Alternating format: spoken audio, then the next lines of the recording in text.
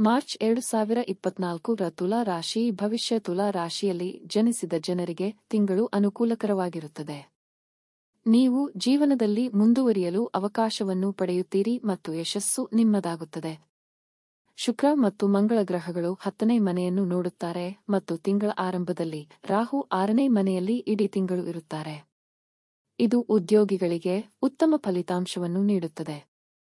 ನಾವು ಉದ್ಯಮಿಗಳ ಬಗ್ಗೆ ಮಾತನಾಡಿದರೆ, ದೇವಗುರುಗಳು ಇಡೀ ತಿಂಗಳು 7ನೇ ಮನೆಯಲ್ಲಿ ಕುಳಿತುಕೊಳ್ಳುತ್ತಾರೆ. ಮೊದಲ 3ನೇ ಮತ್ತು 7ನೇ ಮನೆಯನ್ನು ನೋಡುತ್ತಾರೆ ಮತ್ತು ವ್ಯವಹಾರವು ವಿಸ್ತರಿಸುತ್ತದೆ. ಹೊಸ ವ್ಯವಹಾರವನ್ನು ಪ್ರಾರಂಭಿಸುವ ಮತ್ತು ಅದಕ್ಕೆ ಯಶಸ್ವಿ ಫಲಿತಾಂಶಗಳನ್ನು ಪಡೆಯುವ ಸಾಧ್ಯತೆಗಳು ಇವೆ. 4ನೇ ಮನೆಯಲ್ಲಿ ಮಂಗಳ ಮತ್ತು ಶುಕ್ರ ಮತ್ತು 5ನೇ ಮನೆಯಲ್ಲಿ ಸೂರ್ಯ, ಶನಿ ಮತ್ತು ಬುಧದ ಪ್ರಭಾವವು ನಿಮ್ಮ ಬುದ್ಧಿವಂತಿಕೆಯ ಬೆಳವಣಿಗೆಯನ್ನು ಖಚಿತಪಡಿಸುತ್ತದೆ. ಕುಟುಂಬದ ದೃಷ್ಟಿಕೋನದಿಂದ ಈ ತಿಂಗಳು ಸ್ಥಳೀಯರಿಗೆ ಉತ್ತಮವಾಗಿರುತ್ತದೆ. ನಾವು ಪ್ರೀತಿಯ ಸಂಬಂಧದ ಬಗ್ಗೆ ಮಾತನಾಡಿದರೆ, ತಿಂಗಳ ಆರಂಭವು ಸ್ವಲ್ಪ ದುರ್ಬಲವಾಗಿರುತ್ತದೆ.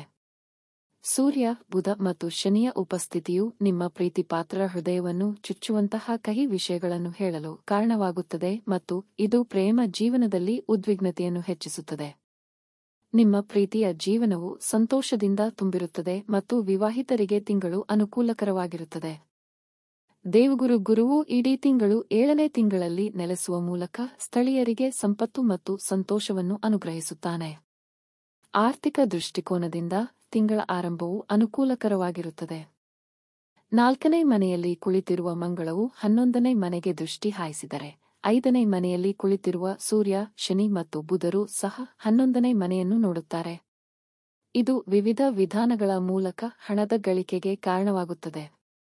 4ನೇ, 5ನೇ ಮತ್ತು 6ನೇ ಮನೆಗಳ ಮೇಲೆ ಗ್ರಹಗಳ ವಿಶೇಷ ಪರಿಣಾಮವು ಅಜೀರ್ಣ, ಆಮ್ಲೀಯತೆ ಮತ್ತು ಗ್ಯಾಸ್ ತೊಂದರೆಗಳನ್ನು ಉಂಟುಮಾಡುತ್ತದೆ.